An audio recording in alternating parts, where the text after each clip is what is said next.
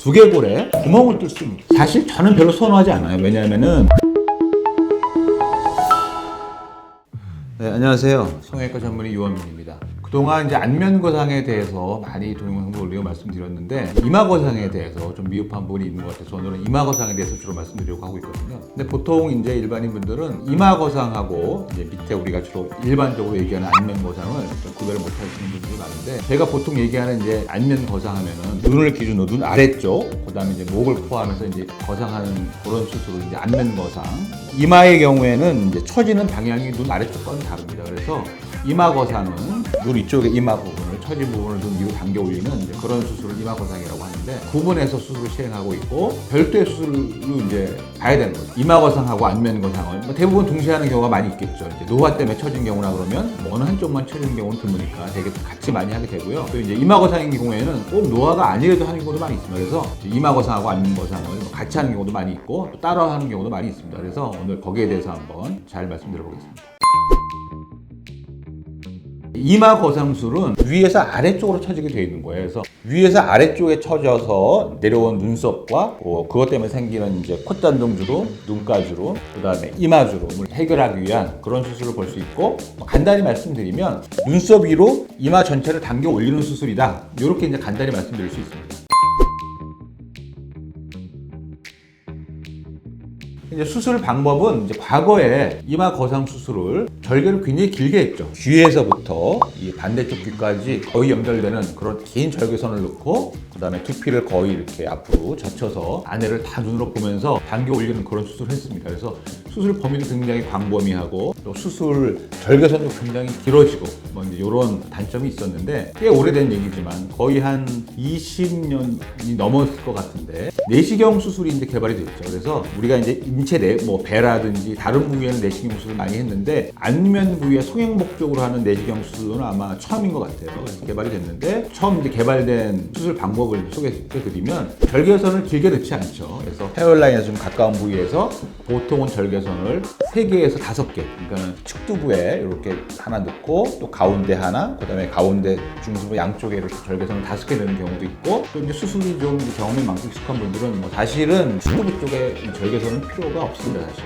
필요 없고 그쪽에 접근해야 되는 수술층을 가운데 양쪽에 있는 작업이 전부 가능한 경우니까, 저 같은 경우는 보통 3개를 넣죠. 3개를 넣고 내시경 수술을 하게 되는데, 그렇게 해서 이제 내시경을 통해서 이 좁은 절개선을 통해서 안에를 볼 수 없으니까 내시경을 통해서 우리가 피부를 박리하고 그다음에 처진 피부를 끌어올리고 이제 여러 가지 이제 수술 행위를 시행하게 되는데, 장단점이 많이 있습니다. 장단점이 많이 있는데, 장점은 절개선이 뭐 거의 없다시피 하는 거죠. 한 1, 2cm의 절개선 한 3개만 넣는 거니까. 그다음에 그 내시경을 통해서 수술하니까 우리가 이제 이 귀에서 귀로 절개하는 과거의 그런 수술 방법은 가장 큰 단점이 흉터적인 면도 있고 또 수술 범위가 너무 좀 광범위해져 있다는 그런 면도 있었지만, 중요한 것 중에 하나가 이 절개선을 통해서 지나가는 신경들이 전부 끊기게 됩니다. 물론 이제 이거는 감각신경이기 때문에 이제 안면신경과는 다르게 표정이나 이런 데 지장을 주는 신경은 아니지만 그 신경을 절단할 수밖에 없어요. 수술하기 위해서는 절단해서 그 신경이 지나가는 근막을 절단해서 젖혀야 안면을 볼 수 있으니까, 그렇게 되면 이제 물론 시간이 한참 지나면 어느 정도 회복은 되지만 그래도 이제 그 감각신경이 절단되기 때문에 이제 이 둔한 느낌이 오래 계속 지속되게 되고 뭐 회복되지 않는 경우도 여러 가지 부작용이 많았죠. 그래서 내시경 수술이 개발된 첫 번째 목적은 수술 어떤 절개선을 줄이는 목적도 있지만, 더 중요한 거는 그런 불가피한 어떤 단점, 신경을 절단할 수밖에 없다는 단점을 피하기 위해서 이 신경이 지나가는 그 근막층 아래로 수술을 하는 겁니다. 물론 이제 아주 가는, 눈에 보이지 않는 가는 신경들은 우리가 이제 수술을 하기 위해서 이제 박리하는 과정에서 어느 정도 이렇게 손상이 가지만 그런 거는 뭐 쉽게 회복이 되고요. 그런데 회복이 더디고 회복 기획이 어려울 수 있는 그런 굵은 신경, 중요한 신경을 우리가 다치지 않고 수술할 수 있다는 게 이 내시경 수술의 가장 큰 장점입니다. 구독! 그래서 이제 요 수술 방법을 조금 더 설명을 드려야 뭐 여러분들이 이제 흔히 알고 있는 엔도타인을 제가 설명을 드릴 수 있을 텐데요. 이마에 펴진 피부 전체를 거상하는 과정이기 때문에 남는 피부를 절제해내지 않기 때문에 거상된 상태에서 어딘가를 고정을 해줘야 다시 내려가지 않고 유지될 수 있는 거거든요. 그 고정하는 방법을 위해서 개발된 게 엔도타인인데, 그전에는 여러 가지 이제 방법을 썼어요. 엔도타인이 나오기 전 수술 부위 뒤쪽에 근막에 고정한다든지, 어떤 경우에는 가는 스크루, 이제 가는 어떤 나사를 뼈를 이렇게 두개골에 박아서 거기다가 이제 고정한다. 여러 가지 방법이 있었는데 어쨌든 엔도타인이 뭔지 잘 모르시는 분들이 많은 것 같아요. 엔도타인은 두개골에 구멍을 뚫습니다. 구멍을 뚫어야 돼요. 뚫지 않으면 이제 엔도타인이라는 기구를 여기다 낄 수가 없거든요. 엔도타인은 기구를 낄 수 있는 두개골에 구멍을 만들고 거기에 엔도타인이라는 이제 기구를 구멍에 고정시켜서 엔도타인에는 이런 갈코리가 달려 있거든요. 그 갈코리에 우리가 처진 두피를 끌어올려서 거기다 건다는 그런 개념인 겁니다. 사실 저는 별로 선호하지 않아요. 왜냐하면은 사실 엔도타인을 쓰면은 수술하는 의사는 편하거든요. 수술이 굉장히 쉽습니다.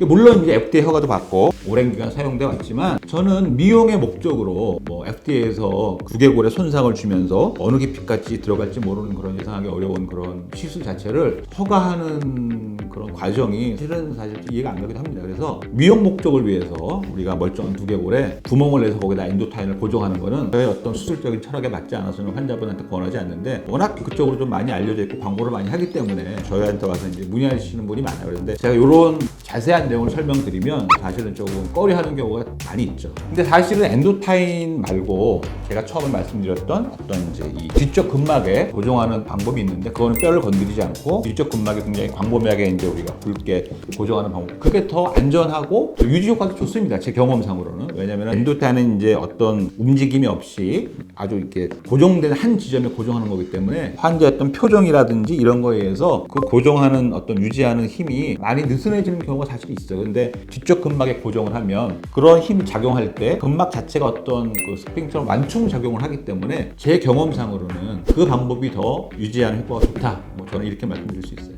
좋아요.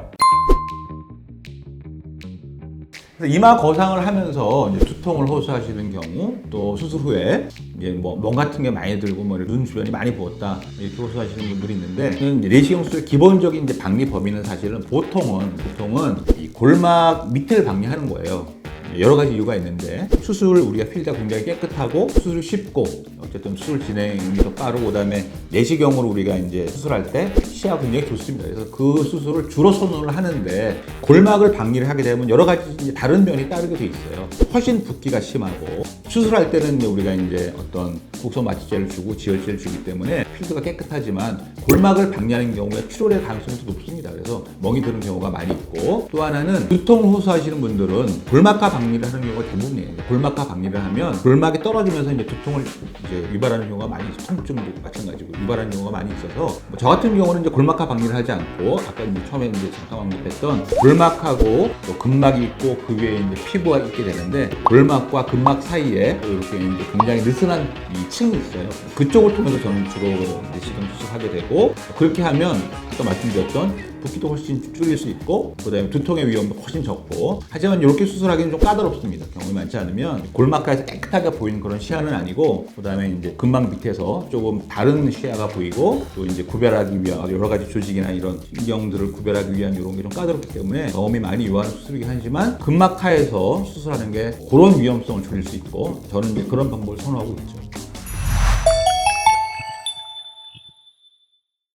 그래서 효과도 뭐 굉장히 드라마틱하고 이제 뭐 과거에 내시경 수술이 이제 시행되기 전에 생겼던 여러 가지 이제 위협성들도 많이 이제 내시경 수술하면서 많이 이제 걱정할 필요가 없게 됐고 저도 사실은 옛날에는 처음에 이제 내시경 수술 우리나라에 도입되고 할 때는 골막하 수술을 많이 했는데 그때 제가 수술했던 환자들이랑 요새 제가 내시경으로 시행하고 있는데 이제 그런 환자들 비교해 보면은 뭐 두통은 뭐 요즘 하는 환자분들은 거의 호소하지 않는 걸로 봐서 역시 골막하 수술하는 게 두통의 원인일 수 있어요. 그러니까 이제 그런 것들 잘 고려하시고 수술하면은 뭐 좋은 결과를 얻을 수 있고 크게 이제 붓기라든지 뭐 걱정 없이 할 수 있는 수술이니까 많이들 고려해 보시기 바랍니다.